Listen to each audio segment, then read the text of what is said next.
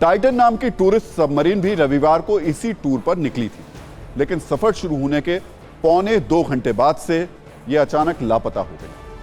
आज चौथे दिन समंदर में रेस्क्यू ऑपरेशन चलाया जा रहा है। सबमरीन को ढूंढने के लिए अमेरिकी जहाज को भी भेजा गया है। कनाडा के जहाज भी तलाशी अभियान में लगातार जुटे हुए हैं। ऑपरेशन में अमेरिका के 3 मिलिट्री एयरक्राफ्ट C-17 को भी लगाया गया है। 2 C-130 जहाज रेस्क्यू ऑपरेशन में लगे हुए हैं। यूएस कोस्ट गार्ड कमांडर लगभग 20,000 वर्ग किलोमीटर के समुद्र के इलाके में तलाशी अभियान चला रहे हैं। अमेरिका की कोस्ट गार्ड रविवार से ही यूएस नेवी और कैनेडियन कोस्ट गार्ड के साथ कोऑर्डिनेट कर रहा है। इसके अलावा कनाडा की नौसेना, वायुसेना और तट रक्षक से मदद भी ली जा रही है। एक फ्रांसीसी खोजी जलपोत भी इस तलाशी अभियान में शामिल है। सोचिए कितने लोग शामिल हैं इसमें। इसके बावजूद ये पता नहीं कहां लापता हो गए। हालांकि अटलांटिक महासागर में चल रही खोज अभियान के दौरान मंगलवार रात को उस समय उम्मीद की किरण दिखी जब कनाडा के P-8 एयरक्राफ्ट ने समुद्र की गहराइयों में एक खास तरीके की आवाज सुनने का दावा किया। यूएस कोस्ट गार्ड ने भी अपने ट्वीट में इस बात की पुष्टि की है। हालांकि यह स्पष्ट नहीं हुआ कि यह पनडुब्बी से निकलने वाला बैगिंग साउंड ही है, लेकिन आवाज वाले एरिया में सर्च टीमों को बढ़ा दिया गया है। यूएस कोस्ट गार्ड ने कहा कि अभी तक सर्च टीमों को कुछ मिला नहीं है। यूएस मीडिया के मुताबिक मंगलवार रात को कनाडाई सर्च विमान ने गहरे समुद्र में बैगिंग की आवाज डिटेक्ट की।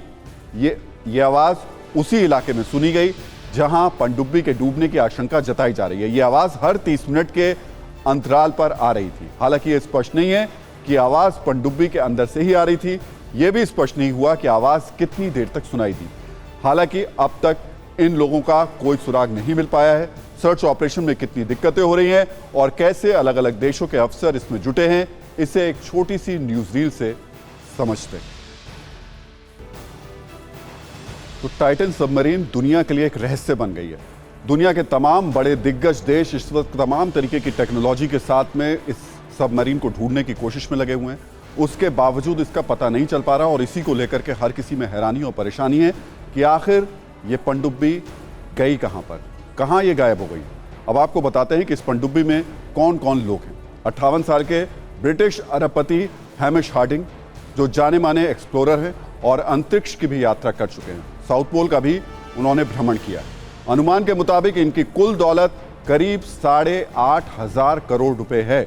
हालांकि यह आंकड़ा इससे ज्यादा भी हो सकता है, लेकिन देखिए पैसा और तमाम चीजें सब बेकार होती हैं और उस वक्त जब आप मुसीबत में फंसे हुए हों तब तकनीक भी काम नहीं आ रही है। 48 साल के ब्रिटिश बिजनेसमैन शहजादा दाऊद, जिनका नाम पाकिस्तान के सबसे अमीर लोगों में शुमार है, इनकी कुल दौलत करीब 3,000 करोड़ रुपए है। अरबपति बिजनेसमैन शहजादा दाऊद का बेटा सुलेमान भी इस पनडुब्बी में है, जो 19 साल का है।